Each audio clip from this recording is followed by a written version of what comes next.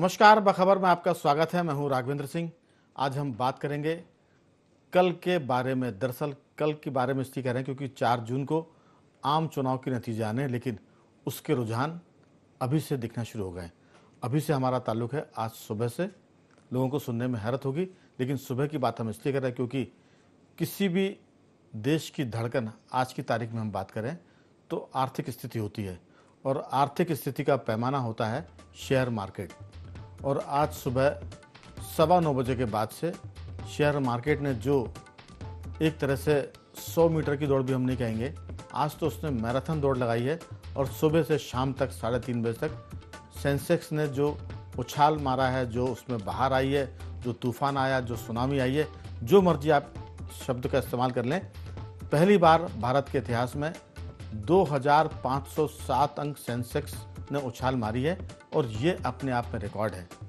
और कल 4 जून से हम इसको इसलिए जोड़ के चल रहे हैं क्योंकि एग्जिट पोल ने बताया है कि एनडीए को, भारतीय जनता पार्टी को भारी बहुमत मिलने जा रहा है। जो बीजेपी का नारा था कि अब की बार 400 पार, तो बहुत सारी बातें हैं, 400 पार भी हो सकते हैं और 400 के भीतर भी रह सकते हैं, लेकिन बाजार इस बात से मुस्कुराए नहीं है, बल्कि उसने ठहाके लगाए हैं। और उसके चलते आज भारत ने, कह सकते हैं कि 13 लाख करोड़ से ऊपर जो उनके शेयर मार्केट में डीमैट अकाउंट के धारक हैं, उनको 13 लाख करोड़ से ऊपर का फ़ायदा पहुंचाया है। ये सबसे ख़ास बात है। आज हम इसी पर चर्चा करेंगे कि मोदी की बहार से बाजार गुलजार। तो ये किसी पार्टी का मामला नहीं है, ये देश का मसला है। और बाजार के बारे में कहते हैं कि शेयर मार्केट या बाजार ना तो बीजेपी, कांग्रेस, ना कम्युनिस्ट पार्टी, ना किसी के रहता है। वो जब भी आर्थिक स्थिति बेहतर होती है, उसके रिएक्शन वहाँ देखने को मिलते हैं। कई बार तो वो इतना सेंसिटिव होता है कि एक छोटी सी अफवाह के चलते मार्केट धड़ाम से नीचे आता है, और फिर जैसे ही आधे घंटे में अफवाह खत्म होती है या कुछ स्थिति साफ होती है, वापस मार्केट ठीक हो जाता है। तो लेकिन कल के बारे में 4 जून के पहले बाजार ने बता दिया है कि देश के लिए कल जो फैसला आने वाला है वो बहुत ही शुभ वाला है, लाभदायक है और देश को मजबूत करने वाला है। आज हम इसी पर विस्तार से बात करेंगे। चर्चा करने के लिए हमारे साथ मौजूद हैं स्टूडियो में हमारे एक तरह से सामाजिक सरोकार से जुड़े बैंक के बड़े अधिकारी रहे उमाकांत मिश्रा जी। स्काइप पे हमारे साथ जुड़ेंगे आर्थिक विशेषज्ञ और शेयर मार्केट के जानकार आदित्य जैन मनिया जी, और थोड़ी देर बाद स्टूडियो में हमारे साथ जुड़ेंगे शेयर मार्केट के जानकारों में उदयवीर सिंह जी। आप सभी का एक बार बहुत बहुत स्वागत है। चर्चा की शुरुआत मनिया जी आपके साथ करना चाहते हैं।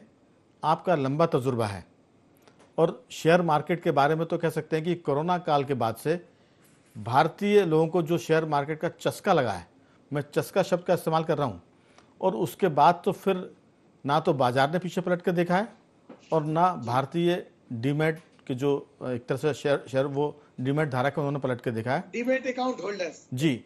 दरअसल शेयर मार्केट कोरोना काल के पहले मेरे ख्याल से 4-5 करोड़ के आसपास डीमैट होल्डर रहे होंगे, अकाउंट होल्डर। आज उनकी संख्या, आप मुझे दुरुस्त कर सकते हैं उसमें अगर गलत हो तो, मेरे ख्याल से 12-13 करोड़ के आसपास है। और मेरा एक अनुमान 13 करोड़ से ऊपर है जी, 13 करोड़ हाँ 13 करोड़ के ऊपर है। और इस साल के आखिर तक आते आते मुझे लगता है, ये हो सकता है कि गलत भी हो, 20 करोड़ के आसपास ये संख्या हो सकती है। और मनिया जी, ये संख्या किसी देश की पूरी जनसंख्या से ज़्यादा भी है। आप देखिए कि America, England, Germany, Australia, Japan जैसे देशों की हम बात करें जो दुनिया के आर्थिक एक तरह से वो है मानक हैं, उन देशों की आबादी भी इतनी नहीं रही होगी जितनी हमारे यहाँ डीमैट अकाउंट के शेयर होल्डरों की होने वाली है। तो हम समझ सकते हैं कि अब भारत में सरकार किसी की भी हो, लेकिन दुनिया को भारत अब आर्थिक मामले में पीछे नहीं कर सकती है। कल की घटना है, 100 लाख टन, शायद इतना ही सोना हमने वापस लिया है, और ये बहुत बड़ा आंकड़ा है। और ये तब है जब दुनिया भर के देश मंदी में हो और भारतीय रिजर्व बैंक इतना सोना वापस लेके आ रहा है। तो हमें लगता है कि सोने से दिन तो सुनहरे आएंगे, लेकिन शेयर मार्केट में जो आज तेज़ी बताई है उसने बता दिया है कि ये दिन तो क्या, ये सदी भी शायद भारत की है, और इस सदी के बाद हो सकता है कि 3-4 और सदियां भारत की हो सकती, क्योंकि साइकिल होता है, कालचक्र, 1000 साल से बहुत पिटे थे, अब वो कालचक्र शायद बदल रहा है और वो अब जी ऊपर की तरफ जा रहा है, और ये उसके संकेत हैं। समझने के लिए बहुत है और ना समझने के लिए तो फिर कुछ भी हो जाए हम उससे इनकारी करते रहेंगे। आपकी राय, ये बाजार गुलजार अगर हुआ है तो कल क्या होगा? क्योंकि कल तो आम चुनाव के नतीजे आ जाएंगे, और उसके बाद आप क्या देखते हो, लोग प्रॉफिट बुक करेंगे या अभी ये मार्केट और ऊपर जाएगा? जो शेयर होल्डर हैं, जो डीमैट अकाउंट के होल्डर हैं, उनके लिए आपकी क्या सलाह रहेगी कि अभी मार्केट को वॉच करें, कम से कम बेचना हो तो बेचे, खरीदने की तरफ ना जाएं, या अभी और खरीदते रहें क्योंकि ये मार्केट तो अब रॉकेट हो गया है और ऊपर जाने वाला, नीचे नहीं आएगा? आपकी राय? मेरी राय ये है कि हिंदुस्तान के जो चुनाव हुए हैं, इसमें जो सत्ता में जो पार्टी थी, उनके अलायंस के साथ अभी के जो ताजा रुझान है 385, 390 और 400, 363 एक ऑन एन एवरेज आंकड़ा। जी लेकिन जितने भी आंकड़े आ रहे हैं, इनसे अलग हटके एक बड़ा आंकड़ा दलाल स्ट्रीट का। जी दलाल स्ट्रीट अपने आंकड़े पे भरोसा करती है। दलाल स्ट्रीट के विश्लेषकों का, पंडितों का, अंक गणित वालों का और फंडामेंटल के हिसाब से उनके अपने अनुसार कि ये जो एनडीए सरकार है, ये 400 के आंकड़े के पार पहुंच सकती है। इसका उदाहरण आज देखने को मिला कि बाजार ने इतनी लंबी छलांग लगाई, 2700 पॉइंट के ऊपर दोपहर को चला गया था। जी दूसरा कारण आपने देखा हो, ये आज की जो रैली है वो ब्रॉड बेस्ड रैली है। दुनिया के दूसरे बाजार जो थे वो कमजोर थे या उनमें बढ़त नहीं थी, लेकिन हमारे इधर के बाजारों ने, आप चाहे कैपिटल गुड्स देख लीजिएगा, चाहे मेटल देख लीजिएगा, चाहे बैंकिंग सेक्टर देख लीजिएगा, एनर्जी सेक्टर, ब्रॉड बेस्ड सभी में रैली होती। अगर ये रैली में कुछ जिसे क्या फुलावा होता तो बाद में बाजार 400-500 पॉइंट पे आकर रुक जाता। जी और दूसरी बात है, बाजार अपने आप को ये 4 महीने पहले मान चुका था कि केंद्र की सरकार में मोदी सरकार आ रही है। धीरे धीरे बाजार ने इस बात को एक्सेप्ट किया कि इनकी जो सरकार है वो बहुमत के साथ आ रही है। फिर बात 400 की हुई। आज के दिन के पहले, माने कल के दिन के पहले, जी पिछले शुक्रवार से लगातार बाजार जो है वो 5 दिन तक निगेटिव रही है, एक दिन छोड़कर। जी क्यों? क्योंकि एक ट्वीट ने बाजार का और एक एआई का जो गणित आया, उन्होंने बाजार की एक तस्वीर बदल ली। लेकिन जैसे ही एग्जिट पोल आए और एग्जिट पोल में एवरेज आया, तब बाजार की तेज रही है। आम आदमी ने तो तेजी करी है, एफआईआई भी वापस आए। आज एफआईआई के फिगर जो आए वो 6,850 पॉइंट 76 करोड़ की नेट खरीदी है। तो आप समझ लीजिएगा, पावर सेक्टर में, बैंकिंग सेक्टर में जिस निवेशक ने आज निवेश किया है, उसने उस आज के रेट पर मुनाफे को लेके निवेश किया अगले 5 साल के लिए। मेरा ऐसा मानना है कि भारतीय जो निवेशक है, जो अभी पिछले 6 और 8 महीने में आए, उनको लगभग 3 से 5 साल का होराइजन रखना चाहिए। दूसरा, जो कोरोना काल के बाद आपने जो निवेशकों का कहा, उनके तो 120% से लगा कि 200-400% पैसा मिल रहा है, कहीं कहीं 40% पैसा मिल रहा है। डिफेंस में पैसा लगाया हो तो 1 साल में डबल मिल रहा है। तो उनको ये सलाह है कि अगर उनको कहीं किसी प्रकार का डर हो तो वो 50% मुनाफा अपना बुक कर ले। तीसरी बात, नए निवेशक जो मेहमान की तरीके से आते हैं, उनके लिए खास तौर से आपके चैनल के माध्यम से सलाह है कि एकदम बाजार में ना कूदें। कल बाजार में अगर 400 के ऊपर का जैसे ही आंकड़ा अगर कहीं फिगर दिखा तो मार्केट सर्किट भी मार सकता है 5% का। तो उस समय के लिए एकदम उत्साहित ना हो। बाजार ने जो आज एक लंबा गैप अप लिया है, इसको भी सेटल होना है। बाजार में जब कभी भी हम अगर अपने अनुभव के आधार पर देखें तो बाजार जब लंबा गैप अप बैठता है तो उसको बीच में कंसोलिडेशन के लिए समय मिलता है। तो नए निवेशक बाजार में आए, अपना होराइजन तय करें लगभग 3 से 5 साल का। विदेशी निवेशक बहुत मंदी पर बैठे थे, वो वापस आने की उम्मीद में है। और एक बड़ी खबर जो नोमुरा ने दी थी कि अगर बीजेपी सरकार बहुमत में आती है, अच्छे बहुमत से आती है, तो 2 लाख अरब डॉलर एफपीआई निवेश करेगी प्रति सप्ताह। वो न्यूज ने भी आज बाजार में बूस्ट का काम किया है। दरअसल बूस्ट का काम तो जब माननीय अमित शाह जी ने और पी जयशंकर के बाद से माननीय मोदी जी ने जब कहा था तभी से चालू हो गई थी। लेकिन भरोसा जब होता है जब आंकड़े सामने आ जाते हैं। यही कारण है कि आज बाजार ने इतनी लंबी तेजी की। अगर सुबह से जिस तरीके से एग्जिट पोल के आंकड़े हैं, और मुझे तो लग रहा है कि कल 400 से पार भी आंकड़ा जा सकता है, जिसकी वानगी आज दोपहर से लगा कि शाम तक दिखी कि बाजार ने करेक्शन नहीं लिया। तो कहीं ना कहीं शेयर बाजार में उम्मीद है और उम्मीद पर बाजार कायम है और निवेशक नए आ रहे हैं। जहां तक नए निवेशकों का सवाल है तो आज की तारीख के आंकड़े कल आएंगे। आज ही कम से कम नहीं तो 10,000 नए अकाउंट खोले। तो जो लोग नई निवेश कर, जो लेफ्ट आउट फीलिंग कर रहे हैं, हमारी भाषा में लेफ्ट आउट फीलिंग कहा था, तो जो लेफ्ट आउट फीलिंग कर रहे हैं वो निवेशक बाजार में आ गए। जिन्होंने बीच में निवेश नहीं किया था वो बाजार में वापस एंटर हो रहे हैं। यही कारण है कि बाजार में वॉल्यूम भी बढ़ा है और निवेशक भी बढ़े हैं और साथ साथ कंपनियों के जो प्रतिशत बढ़ने का वो भी बढ़े। बिल्कुल आदित्य जी, दरअसल कल तो नतीजे आने हैं, लेकिन आज से ही लोग बहुत दिल खोलकर भारतीय बाजार की तारीफ कर रहे हैं और मोदी की तारीफ भी कर रहे हैं, क्योंकि ये पूरा क्रेडिट एनडीए को जाता है, बीजेपी को जा रहा है और मोदी को जा रहा है। विपक्ष की अगर हम बात करें तो ये डिबेट वैसे भी पॉलिटिकल नहीं है, लेकिन बिना पॉलिटिकल बात के ये पूरी भी नहीं होगी, क्योंकि पूरा नज़ारा इसलिए दिख रहा है क्योंकि कल भारतीय राजनीति में तीसरी बार एक ही आदमी फिर 5 साल के लिए सत्ता में आने वाला है, एक पार्टी फिर 5 साल की सत्ता में आने वाली है। तो बिना राजनीति के ये बाजार नहीं उछला है, लेकिन बाजार बहुत समझदार होता है और वो 6 महीने साल भर से चीज़ों को समझता है। हम आम भाषा में कहते हैं वो ताड़ने लगता है। उसको लग जाता है कि अगर युद्ध हो रहा है तो क्या स्थिति बनेगी, ये विस्तार होगा कि नहीं होगा, तो उस हिसाब से बाजार अपने आप को मैनेज करता है। लेकिन जिस ढंग से आज बाजार ने खुलकर बैटिंग की है, ऐसा लग रहा है कि युवराज सिंह ने एक ओवर में 6 छक्के मारे हैं।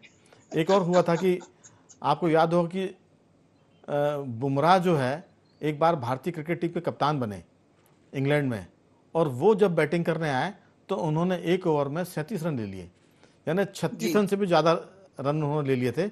ये मेरा कहने का मतलब है। तो आज की हम बात करें तो बाजार ने 6 छक्के नहीं लगाए, उसने 6 छक्के से भी ऊपर रन लगा लिए हैं, और वो 37 भी हो सकते हैं, 40 भी, और कल की जो उम्मीद है वो और ऊपर जाने की। लेकिन उसमें ये भी है, मैं आपसे पूछूंगा अगले दौर की बातचीत में, कि लोग तेज़ी से प्रॉफिट बुक भी करेंगे। लेकिन खास बात है कि जैसे ही मार्केट थोड़ा नीचे आएगा, अब हिंदुस्तान के जो 13 करोड़ डीमैट होल्डर हैं वो तो बिल्कुल टकटकी लगाए बैठे हैं कि जैसे ही नीचे आएगा वैसे ही फिर बुक करेंगे और वापस इसके ऊपर लेकर आएंगे। तो अभी मार्केट झूलेगा, थोड़ा सा नीचे आएगा, थोड़ा सा ऊपर जाएगा, ऐसा हमारा अनुमान है। और आपने जो कुछ कहा है, अगर 400 के पार एनडीए चला गया तो फिर कल के दिन तो बाजार बहुत धूम मचाने वाला है। हमारे साथ 2 मेहमान और हैं, उनसे भी पूछ लेते हैं। उदयवीर सिंह जी भी इस मामले में दखल रखते हैं। उदयवीर जी, दरअसल ये सारा मामला आर्थिक भी है और राजनीतिक भी है, और राजनीतिक इसलिए मैं जोड़ रहा हूँ क्योंकि कल अगर 400 पार होते हैं और मार्केट ऐसी जाता है तो विपक्ष जो पिछले कई सालों से इस बात की एक तरह से चर्चा कर रहा था कि आर्थिक स्थिति बहुत कमज़ोर है और गलत रास्ते पर देश जा रहा है, कंपनियां बिक रही हैं और देश का दिवाला पिट जाएगा, आज एक बार फिर पूरे बाजार ने बताया कि देश ठीक रास्ते पर है। और कल नतीजे 400 आ गए तो फिर जनता भी बताएगी कि देश ठीक रास्ते पर है। हम किसी पार्टी की तरफ ना तो जाते हैं ना उसकी आलोचना करते हैं, लेकिन आज मुझे कहना पड़ रहा है कि मोदी है तो मुमकिन ऐसा लग रहा है, क्योंकि मार्केट जिस ढंग से 2500 के पार चला गया और 2700 बीच में चला गया था, दिन की बात करें तो 2700 ऊपर चला गया था, जब बंद हुआ तो 2507 के आसपास। आपकी राय पूरे चीज़ को आप किस ढंग से देखते हैं? एसबीआई का, और आपको बता दें कि एसबीआई ने भी ऑल टाइम हाई का रिकॉर्ड बनाया है और वो 8 लाख करोड़ से ऊपर की एक तरह से कंपनी हो गई है। आपकी सारे मामले पर आए उदयवीर जी। मेरा ये कहना है, विपक्ष का तो आप बोलिए ही मत, वो तो एक तरीके से दिवालिया हो गया है, तो वो कुछ तो भी बोलेगा, वो बोलता रहा है पहले से। दूसरी बात मनिया जी ने जो कही वो मुझे बहुत अच्छी लगी कि मार्केट के जो एक्सपर्ट हैं उन्होंने 400 के आसपास बोला है। अब मैं अभी आपको बताऊं, IIFL सिक्योरिटीज है या बाबा रामदेव की है, रामदेव अग्रवाल की सिक्योरिटी है, उसने पिछले 5 चुनाव के आंकड़े दिए हैं लोकसभा के। तो जो 400 की बात कर रहे हैं, मुझे लग रहा है कि ये 430 425 से ऊपर बैठेगी जाके। वो इसलिए कि उन्होंने जो आंकड़े निकाले हैं पिछले 5 लोकसभा चुनाव के, उसमें जो भी पार्टी जीतती है वो पार्टी कम से कम 40 से 45 सीटें ज़्यादा जीतती है, और जो पार्टी हारती है वो कम से कम 30 से 35 सीटें नीचे जाती है। ये मतलब पिछले 5 लोकसभा चुनाव का आकलन है। तो उस हिसाब से अगर आप ये जो अभी आंकड़े आए अपने सामने, तो ये 430 से ऊपर भी जा सकते हैं, मेरा ऐसा मानना। और बाजार कल जब जैसे ही 400 से ऊपर जाएगा तो आप मान लीजिए आग लग जाएगी, सर्किट लग जाएगा उसमें। मनिया जी का बिल्कुल सही कहना है। और जो निवेशक हैं पहले से, और सबको पता था कि यही होना है, तो कई लोग लगे थे कि मार्केट गिरेगा गिरेगा गिरेगा, लेकिन मार्केट गिरा नहीं। अभी भी उनके पास मौका है। मेरा मानना है कि वो अभी भी निवेशित हो जाएं। कल जो मौका मिलेगा सुबह, कल के बाद तो मनिया जी ने सही कहा है कि अब एक मार्केट के अंदर करेक्शन आता है। जब इतना हाइट पे चला जाता है मार्केट तो थोड़ा करेक्ट होता है। थोड़ा इंतजार करें, डिप मिले खरीदें और मार्केट में बने रहे। अगले 5 साल आपकी बल्ले बल्ले होनी है। उमाकांत जी, दरअसल ये तेजी को देखकर खुशी भी होती है, और मनिया जी से भी मेरा सवाल है और देवीर सिंह से भी रहेगा कि डर भी लगता है। इतनी तेजी जब होती है तो फिर लगता है कि जब वहाँ से कोई चीज़ नीचे आएगी तो फिर उसकी गति बहुत तेज़ होती है। लेकिन जिस ढंग से मार्केट में हम लोग अंदाज लगा रहे हैं कि अभी 13 करोड़ अगर डीमैट अकाउंट होल्डर हैं, और ये इस साल के आखिर तक अगले 6 महीने में ये अगर 20 करोड़ को टच करेंगे तो हमें नहीं लगता कि भारतीय बाजार नीचे जाएगा। कितना भी इसमें लोग प्रॉफिट बुक करेंगे, 1 घंटे के बाद मार्केट फिर ऊपर जाएगा, क्योंकि जो बाकी डीमैट अकाउंट होल्डर हैं। जी बताइए मनिया जी। मैं ये कहना चाहता हूँ कि अब हमको एफआईआई का कोई डर नहीं है। बिल्कुल, हमारे यहाँ एसआईपी का फंड इनफ्लो इतना है कि पूरे बाजार को रोज संभालता है। अभी तक एफआईआई ने मद्दी पर बैठी हुई, आपको बता दूं, आज तक के आंकड़े, आज पहली बार पिछले 2 फ्राइडे को और आज को बाजार ने एफआईआई ने 6000 के ऊपर की खरीदारी करी। मैं लौटूंगा पीआईआई ने भी जी 1 लाख माने 1,09,13.98 करोड़ की खरीदारी। हमारे यहाँ एसआईपी का इतना फ्लो है। कई म्यूचुअल फंड की कई स्कीमों ने तो उनको मना कर दिया है। एफआईआई तो बिकवाली कर रहे थे पिछले 15 दिन से, आज खरीदारी करी। मैं लौटता हूँ आपके पास मनिया जी। म्यूचुअल फंड की स्कीमों ने मैं लौटता हूँ आपकी बात को।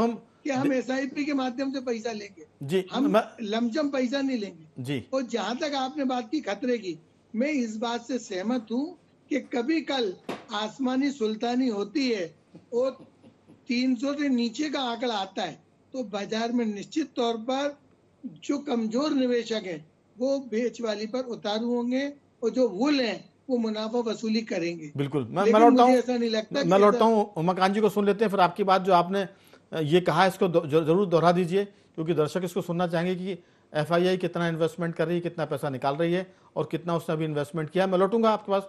उमाकांत जी, दरअसल किसी जमाने में एक हर्षद मेहता हुआ करते थे, तब उन्होंने पूरे देश में हल्ला मचा दिया था। हमें लगता है कि हर्षद मेहता का नाम पॉजिटिव उसमें भी सोचना चाहिए कि अब देश में कई हर्षद मेहता हो गए हैं, जो मार्केट जिसे कहते हैं मंदड़िए और तेजड़िए।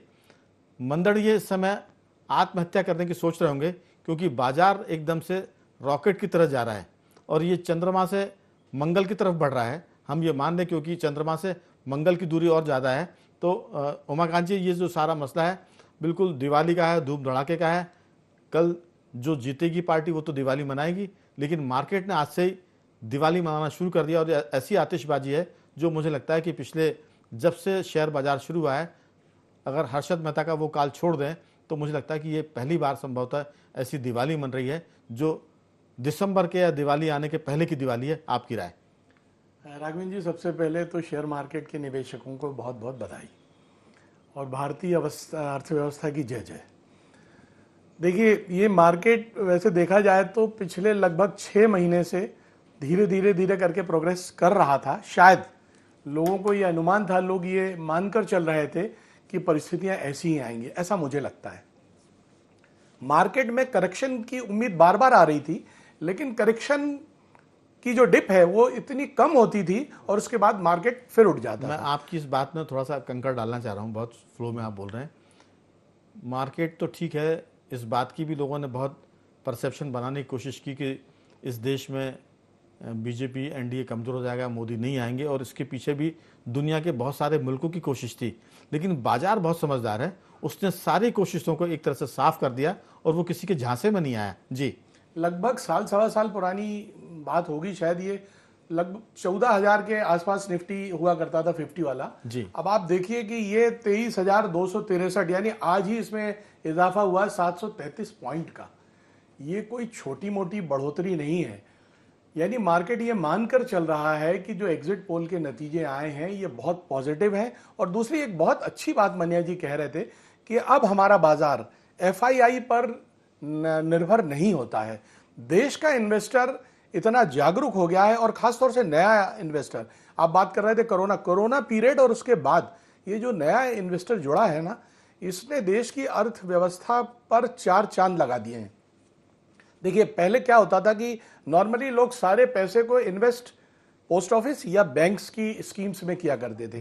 ये जो तीसरा एक एवेन्यू आया है ना देश की अर्थव्यवस्था से जुड़ा हुआ, इसने लोगों के लिए एक नया आयाम दे दिया। और खास तौर से वो जनरेशन जो नई जनरेशन है, जो आईटी की जनरेशन है, उसने इसको हाथों हाथ लिया है। राघवेंद्र जी, आप ये मानकर चलिए, ये लगभग 5.5-6 लाख करोड़ खाते जो डीमेट के खुले हैं ना, इन्होंने एफआईआई की दादागिरी को मार्केट में खत्म कर दिया है। और इसकी वजह से ये होता है कि कोई बड़ी डिप अब हमको देखने को नहीं मिलती। बिल्कुल। जिस मार्केट को सेंटिमेंट्स का मार्केट कहा जाता था, ये मार्केट अब सेंटिमेंट्स को हजम करना भी सीख गया है। कोई बहुत बड़ी गिरावट नहीं होती। अब इस तरह की जब बातें सामने आती हैं, जैसे आज एग्जिट पोल के नतीजों पर मार्केट उठा है, तो ये तो बम है। मतलब क्या कहना है, इन्वेस्टर के लिए बहुत ही खुशी की बात है। बिल्कुल। एक बात मैं और बोलूँगा, अब तो 13 करोड़ के पार निकल गए हैं हमारे जो डीमेट अकाउंट होल्डर हैं। लेकिन ये जब 8 करोड़ और 6 करोड़ के आसपास चल रहे थे, तब भी हम लोगों ने चर्चा की थी, शायद मनिया जी उस प्रोग्राम में थे। हमने कहा था कि जो एफआईआई वाले हमेशा मार्केट में बिकवाली करके मार्केट को नीचे लाते थे, और फिर वो उसी बिकवाली से जो पैसा कमाते थे उससे वो नीचे मार्केट में फिर मैनिपुलेट करते थे, फिर इन्वेस्टमेंट करके पैसा कमाते थे। अब वो जो पैसा उनकी वजह से वो कमाते थे और बाहर ले जाता था, वो पैसा भारतीय निवेशकों ने रोक दिया है। और जो आपने कहा कि अब हम उनके भरोसे नहीं है, मनिया जी ने कहा कि हमारी जो अर्थव्यवस्था वो इतनी मजबूत हो गई है कि कोई हमको इस मामले में अब ठग नहीं सकता।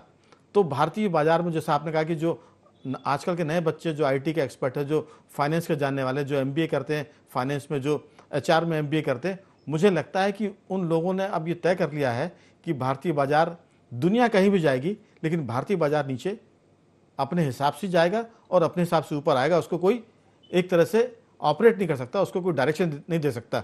मनिया जी, आपकी राय छोटी सी।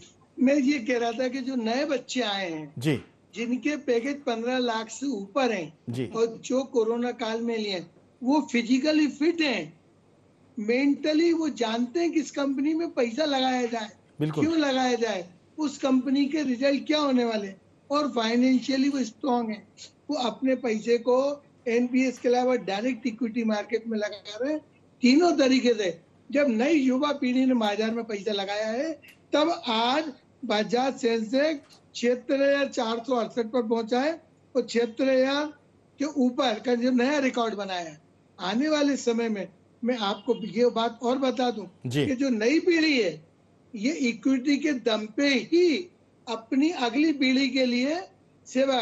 जब हम दलाल स्ट्रीट में स्टार्टिंग में 92 में पढ़ने गए थे और काम करते थे, तो लोग हमको बोलते थे, बच्चा इधर आ, रिलायंस के शेयर खरीद लेना, तेरी शादी रिलायंस कराएगा। जी। बच्चा इधर आ, तेरे पास गिरासे में नहीं है, तुम्हारे पास बाटा है नहीं है। तो आज जो बच्चे देख रहे हैं, जो आज आप समझ लीजिए, दो बातें हो रही। पहली तेजी की बात क्या है जी, हिंदुस्तान में जब विदेशी कंपनी आएंगी मैन्युफैक्चरिंग, उनके लिए बड़ा इंफ्रास्ट्रक्चर चाहिए, उनके लिए पावर चाहिए, उनके लिए ऑटोमोबाइल चाहिए, उनके लिए बड़े क्लस्टर चाहिए, इनसे रोजगार पैदा होगा। दूसरी तरफ दुनिया में जो लड़ाई हो रही है, वो लड़ाई कितने दिन चलेगी? अब नया बनेगा, जब नया बनेगा तो हिंदुस्तान के पास ही इंफ्रास्ट्रक्चर, बड़ी बड़ी कंपनियां हैं, इन्हीं कंपनियों को जाना है, इनमें भी तेजी आ रही है। आज एक बात आपने देखी होगी कि आज जो सबसे ज्यादा पीएसयू के शेयर बने, यानी कि ये सरकार के प्रोग्राम के मुताबिक सरकारी कंपनियों को अब नुकसान से उन्होंने बचा लिया है पिछले बिल्कुल, 10 सालों में। बिल्कुल। अब ये सरकारी कंपनियां बढ़ेंगी, यही कारण था। आप सोच सकते हैं कि 900 रुपए के ऊपर स्टेट बैंक का भाव जो कभी 230 रुपए चलता था, आप कभी सोच सकते हैं 28 रुपए वाला पीएनबी आज 137 रुपए का भाव। आप कभी सोच सकते हैं 16 रुपए का सेंट्रल बैंक 63 रुपए का भाव। आप कभी सोच सकते हैं एनटीपीसी जो किसको कोई पूछता नहीं था, आज 300 350 का नया हाई बना। बिल्कुल, बिल्कुल। ऑयल मार्केटिंग कंपनियां क्या नहीं बढ़ाए, और सरकार की नीतियां देश को आगे बढ़ाने में। मेरा एक सवाल था आपसे, विपक्ष कुछ भी कहे, मेरा एक सवाल है आपसे मन्या विपक्ष जी, कुछ भी कहे। आजकल के बच्चों के लिए आप कौन सा शेयर खरीदने का बोलेंगे? जो कभी आपसे लोग कहा करते थे कि बच्चा इदारा ग्रेसिम है कि नहीं, रिलायंस है कि नहीं, तो आज के जो बच्चे हैं उनके लिए आप क्या सलाह देंगे कि कौन से एक आध दो शेयर आप खरीद लो, बेटा तेरी शादी करा देगा, तेरा ये एक डुप्लेक्स खरीदवा देगा या फ्लैट कर लेगा? देखिए, ये तो डिस्क्लोजर देना पड़ेगा हमारी, हम जिन लोगों को सलाह देते हैं वो, और कुछ रिसर्च के लिए कुछ शेयर हमारे पास हो, लेकिन रिन्यूएबल एनर्जी पर लोग ध्यान दें, पावर सेक्टर पर ध्यान दें, छोटे पीएसयू बैंकों पर ध्यान दें, कैपिटल गुड्स पर दें, क्योंकि आने वाले टाइम में ये कंजम्पशन स्टोरी बनने वाला है। भारत दरअसल भारत की तरफ क्यों देख रहे हैं? अब 146 करोड़ पुरानी बात हो गई, अब 150 करोड़ की बात आएगी अगले हफ्ते। ये 150 करोड़ के लोगों को, 150 लोगों को पहनने चाहिए, ओढ़ने चाहिए, नहाने चाहिए, खाने चाहिए, घूमने चाहिए। आप एक बात मैं आपको बता दूं कि अब जो ड्राइविंग जो ट्रेनिंग देते हैं, आप अगर कहीं देखेंगे अपने शहर में, तो छोटे छोटी लड़कियां फीमेल अब ड्राइविंग सीख रही हैं।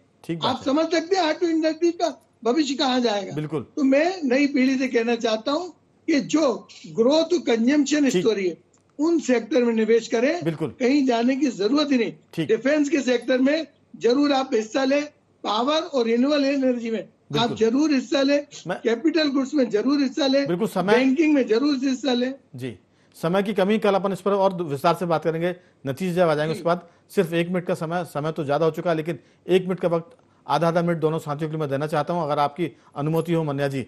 उदयवीर जी, बहुत 30 सेकंड में आपकी राय। माननीय महानुभावों को भी बोल। जी, मैं बस इतना ही कहना चाहूंगा, एनबीएफसीज को भी ध्यान रखें, क्योंकि जो सारा सिस्टम चलेगा वो उसी से चलेगा, इसलिए उस पर विशेष ध्यान दें।